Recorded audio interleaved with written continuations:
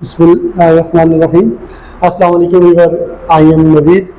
आज हम 9th class का सबसे पहला थ्योरम करेंगे मैथमेटिक्स का 10 पार्ट। इससे पिछले लेक्चर में हमने थ्योरम में यूज होने वाली बेसिक डेफिनेशन को समझाया लेक्चर 1 के अंदर, जिसमें हमारे पास 1 to 1 कोरस्पॉन्डिंग क्या होती है, कांग्रुएंट ट्रायंगल्स क्या होती है, और दो ट्रायंगल कांग्रुएंट्स हैं तो उसके किस तरह 6 के 6 कंपोनेंट यानी 3 साइड और 3 एंगल कोरस्पॉन्डिंग 3 साइड और 3 एंगल दूसरे ट्रायंगल के कांग्रुएंट होते हैं। इस बात पे हमने डिस्कस किया है। आज हम सबसे पहला थ्योरम करेंगे जी, if two angles and a non included side of one triangle are congruent to the corresponding angles and a non included side of another triangle then the triangles are congruent. ये आपके पास theorem की statement जो कि आपको paper के अंदर given होगी जी।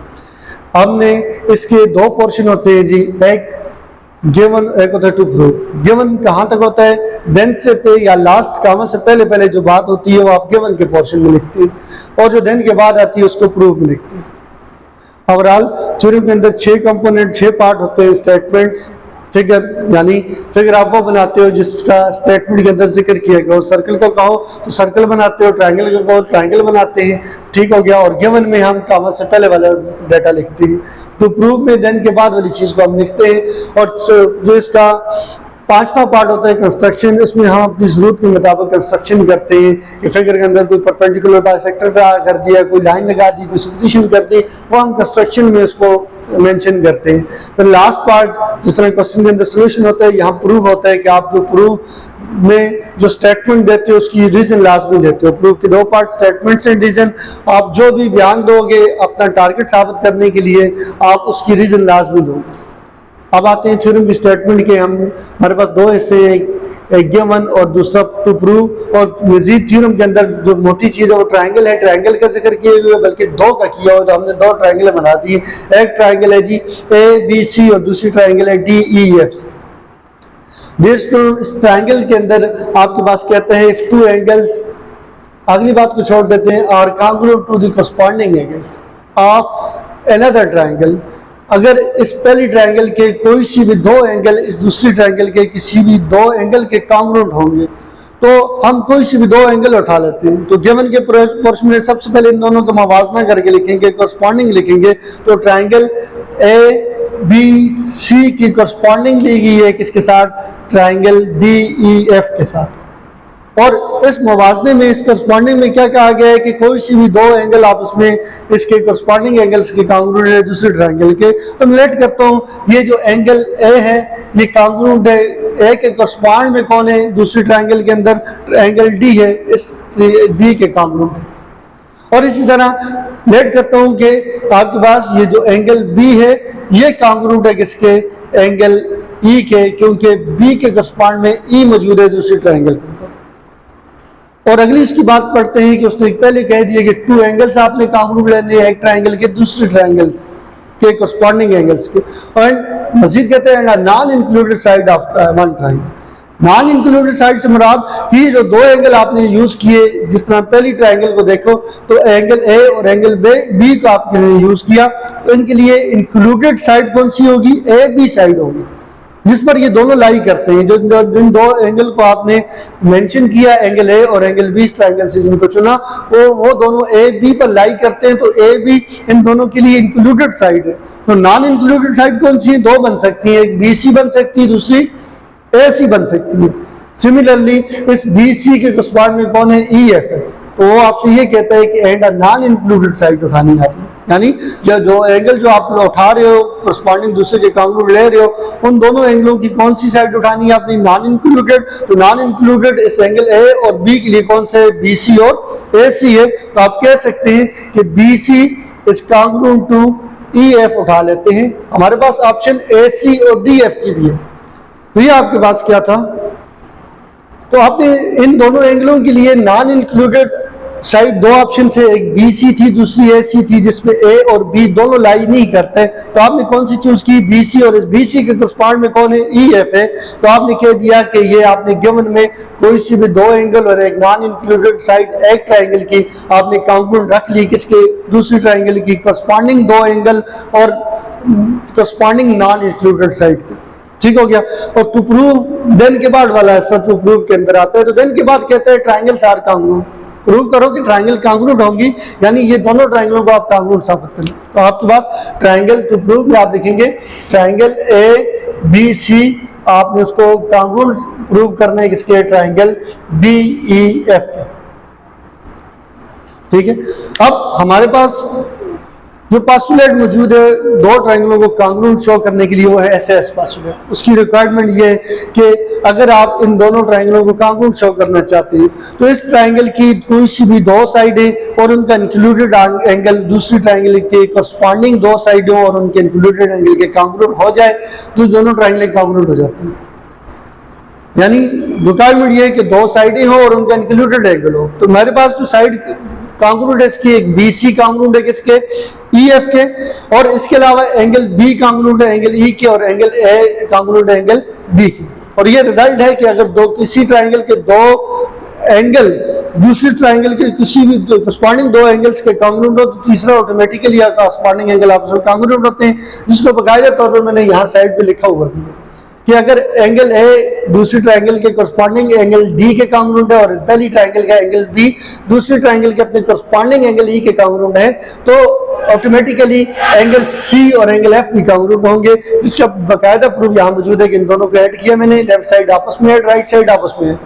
अब दो एंगलों का सम किसके बराबर होता है, 180 डिग्री माइनस तीसरा एंगल। क्योंकि तीनों एंगलों का सम 180 है तो दो एंगलों का सम कितना होगा, 180 डिग्री माइनस तीसरा एंगल। और यहाँ पे भी दूसरी ट्राइंगल के लिए मैंने किया, तो इसका मतलब है एंगल सी एंगल एफ के कांग्रुएंट के 180 से कैंसिल, माइनस माइनस से cancel, angle C angle F के। इसका मतलब है हमारे पास ये भी डाटा मौजूद है कि एंगल सी और एफ के कांग्रुएंट हो सकते हैं। तो इसका मतलब ये हुआ कि अगर बी सी एफ के कांग्रुएंट है, एंगल सी एंगल एफ के कांग्रुएंट है, किसी तरह इस ए सी को कांग्रुएंट साबित कर देंगे इसके डी एफ के, तो सीन ये बन जाएगा कि बी सी और ए सी के लिए included angle C, E F और डी एफ के लिए इंक्लूडेड एंगल एफ, ये तीनों करस्पॉन्डिंग आपस में कांग्रुएंट हो जाएंगे। तो एस एस की पास्टुलेट की रिक्वायरमेंट पूरी हो जाएगी और ये दोनों ट्राइंगल कांग्रुएंट हो जाएंगे। दिस मीन इन दोनों की करस्पॉन्डिंग लेने से पहले हमारा पहला टारगेट क्या है कि किसी तरह ऐसी कांग्रुएंट हो जाए किसके, डीएफ। और हमारे पास ये दोनों गिवन के अंदर नहीं है कि ये ऐसी कांग्रुएंट है डीएफ की, तो हम गलत सपोज करते हैं कि ये ऐसी कांग्रुएंट नहीं है डीएफ की, बल्कि डीएफ के ऊपर कोई पॉइंट और मौजूद है, लेट वो डी बार है, इस तरह से कि डी बार एफ ऐसी के कांग्रुएंट है। तो हम इसको गलत सपोज करके सपोज ये करेंगे ये जो हमने दूसरा पॉइंट उठाया असल में ये डी ही है। ठीक है, तो हम कंस्ट्रक्शन के अंदर ये काम करते हैं कि जो बात हमने प्रूव करनी है कि ऐसी कांग्रुएंट हो जाए डीएफ की, हम उसके उलट बात करते हैं कि suppose AC is not congruent to D F. ये ऐसी डीएफ के कांग्रुएंट नहीं है, बल्कि take a point D bar किसके ऊपर, ऑन डीएफ। देखिए डीएफ के ऊपर एक पॉइंट उठा लेते हैं, कौन सा वाला, डी बार। हमने डीएफ के ऊपर एक पॉइंट डी बार उठाया, इस तरह से उठाया कि सच दैट ये आपके पास जो AC है कांग्रुएंट है किसके, डी बार एफ के। यानी हमने साबित AC को कांग्रुएंट साबित करते हैं DF के, इसकी बजाय हम DF पर एक और पॉइंट डी बार उठाते हैं कि डी बार एफ बराबर है AC को। और आखिरी स्टेप क्या करते हैं, कंस्ट्रक्शन का आखिरी स्टेप के डी बार को E से क्या कर लेते हैं, ज्वाइन कर लेते हैं। तो आप ज्वाइन कर रहे हैं किसको, डी बार को E के साथ।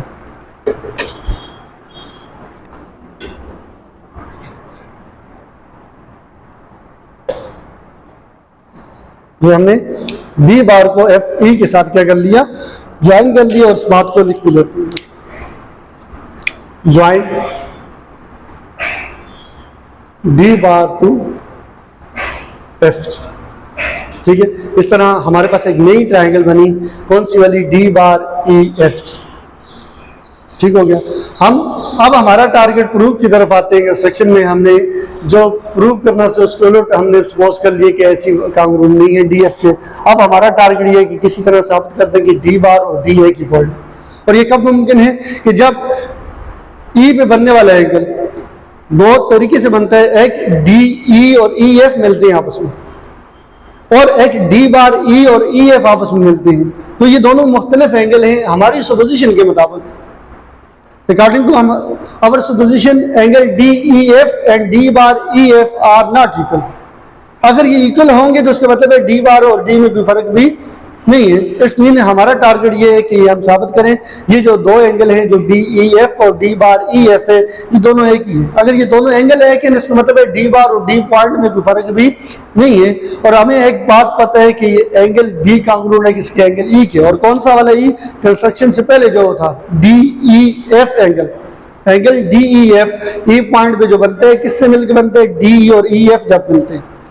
और अगर हम किसी तरह साबित कर दें कि एंगल बी इस नए एंगल के भी बराबर है जो डी बार ई एफ के, तो दोनों बी के बराबर हो जाएं तो दोनों आपस में बराबर हो जाएंगे। उसके लिए हमें इस ट्रायंगल की, इस नई ट्रायंगल के साथ 1 to 1 कॉरस्पॉन्डिंग लेनी पड़ेगी। यानी अगर हम ट्रायंगल ए बी सी की 1 to 1 कॉरस्पॉन्डिंग लें, ट्रायंगल जो नई ट्रायंगल बनी है कौन सी वाली, डी बार ई एफ की, और इन दोनों को कांग्रुएंट साबित कर दें तो हम कह सकते हैं कि एंगल बी और एंगल ई कांग्रुएंट है। और कौन सा वाला ई, डी बार ई एफ, यानी जो ई पर तो बनता है लेकिन डी बार ई और ई एफ आपस में जब मिलते हैं, ठीक हो गया। तो इन दोनों को कांग्रुएंट साबित करेंगे और हमारे पास जो मौजूद है वो ऐसे पोस्टुलेट है। तो हमें पता है जी इसका बी सी और नई ट्रायंगल ई एफ आपस में बराबर है, कांग्रुएंट है, और ये बात हम गिवन से उठा रहे हैं। आप कह सकते हो B C is congruent to EF, और ये बात आपने कहां से उठाई, गिवन से उठाई। इसके अलावा ऑलरेडी हम डिस्कस कर चुके हैं कि एंगल C और एंगल F कांग्रुएंट है, यानी angle C is congruent to angle F। और ये बात हम कहां से उठाते हैं कि एंगल A एंगल D के बराबर कांग्रुएंट था और जो एंगल B था वो एंगल E के कांग्रुएंट था। और ये दोनों बातें हमें कहां से मिली हैं, गिवन से मिली हैं। इन दोनों की मदद से हमने साबित किया था कि angle C angle B F के कांग्रुएंट है। इसके अलावा हमने सपोज किया हो कि ए सी कांग्रुएंट है किसके, डी बार एफ के, तो आप कह सकते हो A C is congruent to D bar F के। और ये बात आप कहां से उठा रहे हो, सुपोजिशन से उठा रहे हो, ठीक है। यह रीजन क्या देंगे, सुपोजिशन। अब देखें जी इस ट्रायंगल का बी सी और ए सी और उसका इंक्लूडेड एंगल सी, इस triangle D bar E F के ई एफ और डी बार एफ और उसका इंक्लूडेड एंगल एफ के कांग्रुएंट है, लिहाजा ये दोनों triangle according to SS postulate congruent, ठीक हो गया। आप कह सकते हैं triangle A B C is congruent to triangle D bar E F, और इसकी रीजन क्या देंगे, S A S postulate,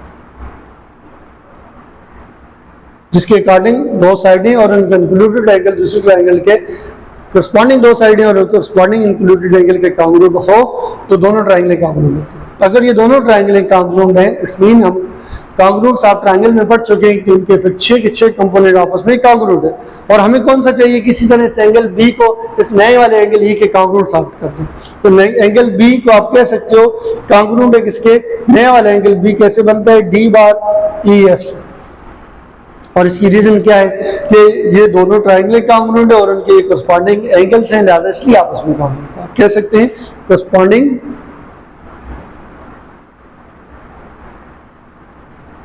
angles of congruent triangles.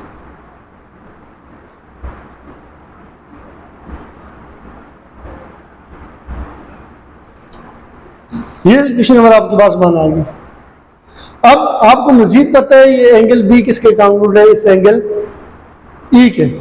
और कौन सा वाला ई, जो डी ई एफ से मिलकर बनता है, यानी जो डी ई और एफ ई आपस में मिलते हैं जो एंगल बनता है वो आपके पास एंगल बी के कांग्रुएंट है। ये बात आपको गिवन से पता है कि एंगल डी ई एफ आपस में क्या है, कांग्रुएंट है। क्वेश्चन नंबर 2 आ गया। और ये बात आप कहां से उठा रहे हैं, गिवन से उठा रहे हैं, ठीक हो गया।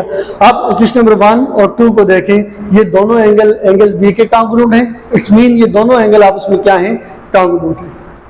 आप यहां पे कह सकते हो फ्रॉम 1 and 2 या ट्रांजिटिव प्रॉपर्टी कि अगर एंगल बी इसके बराबर है और ये आगे एंगल बी के बराबर है, इट्स मीन ये दोनों आपस में कांग्रुएंट हैं, ठीक हो गया।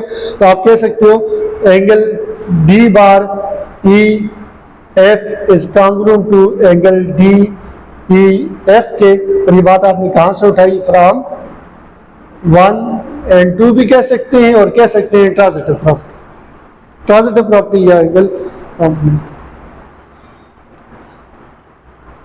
इसका मतलब ये हुआ कि angle D bar E F बराबर है एंगल डी ई एफ के, मीन्स के डी ई एफ से जो एंगल बनते हैं वो डी बार ई एफ के बराबर है, कांग्रुएंट है। इट्स मीन डी बार में और डी में भी फर्क नहीं है। इट्स मीन के डी बार एफ और डी एफ दोनों आपस में क्या है, कांग्रुएंट है। Angle D bar E F congruent आ गया एंगल डी ई एफ के। तो फिगर के अंदर देखें डी ई एफ और डी बार ई एफ अगर दोनों एक जैसे एंगल है, इसका मतलब है डी और डी बार में कोई फर्क नहीं है। इसका मतलब है डी एफ और डी बार एफ आपस में फिर कांग्रुएंट है। आप कह सकते हैं कि आपके पास D F is congruent to D bar F के।